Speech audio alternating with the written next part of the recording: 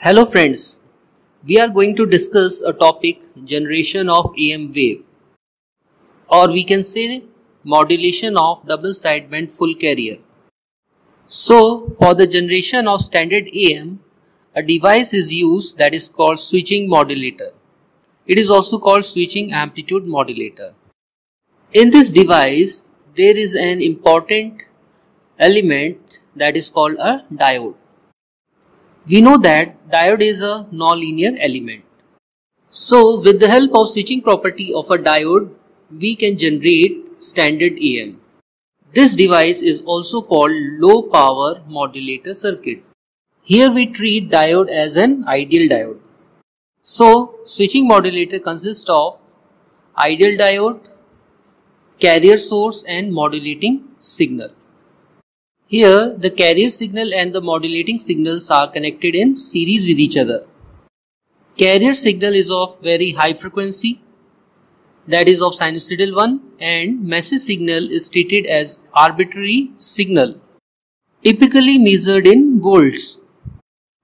Switching modulator is shown in figure A, with carrier and message signal connected in series.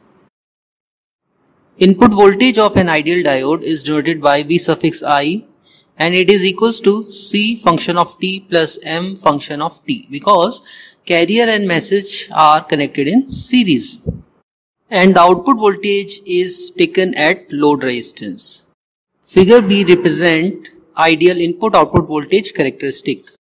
Here the input voltage is taken at x-axis and output voltage is taken at y-axis. This is also called transfer characteristic. In this switching modulator, we use an ideal diode, and the switching of this ideal diode depend upon the amplitude of the carrier signal, which means for positive half cycle of the carrier signal, the diode is in forward direction and it offers zero resistance, while for negative half of the carrier signal, diode is in reverse direction and it offers infinite resistance. So we can say that for positive half cycle of a carrier signal, diode is on, and for negative half of the carrier signal, the diode is off.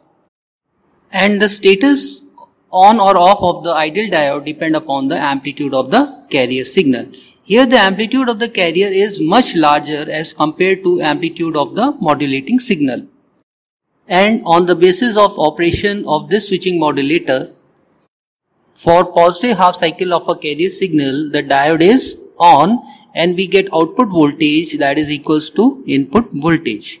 And for the negative half cycle of the carrier signal, the diode is off and we get zero output voltage. So we combine this, the output voltage is approximately equals to input voltage for CT greater than 0 and 0 for CT less than 0, which means that the load voltage varies periodically between input voltage and 0, and this variation is at the rate equal to the carrier frequency. And this periodic variation of output voltage can be expressed mathematically by equation 2. Since the input voltage is the combination of carrier signal and message signal, and in place of carrier signal we can write AC cos 2 pi FCT. This output voltage varies periodically, so we can multiply a new function, that is G suffix P function of t, with input voltage. This function is called periodic pulse train, having half duty cycle, and its period is T naught, that is equals to 1 upon Fc, as shown in figure. This periodic pulse train, that is G suffix P function of t, can be expressed in Fourier series, which is given by G suffix P function of t equals to 1 upon 2 plus 2 upon pi summation n equals to 1 to infinity minus 1 to power n minus 1 upon 2n minus 1 into cos within bracket 2 pi fct into 2n minus 1.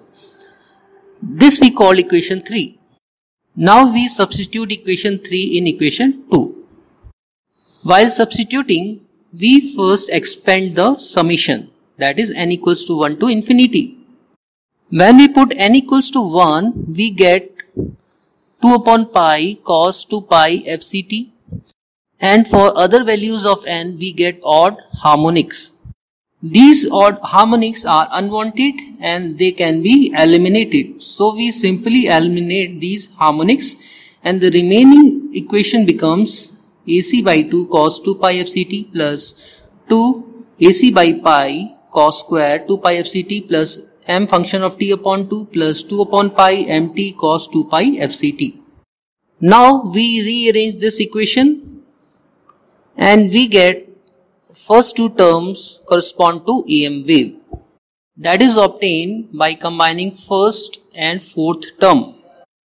And the remaining terms are m function of t by 2, that is called modulating signal, and 2 AC by pi cos square 2 pi fct. This is called second harmonic of the carrier. These both terms are unwanted and can be removed from the output with the help of band pass filter, which having center frequency equal to carrier frequency and bandwidth is equals to twice of W, that is twice of the bandwidth of the message signal. So after removing the unwanted terms with the help of band pass filter, we get the output voltage correspond to the AM wave, that is double sideband full carrier. Here we can compare this output voltage with standard AM, that is AC cos 2 pi fct plus KAMT cos 2 pi fct.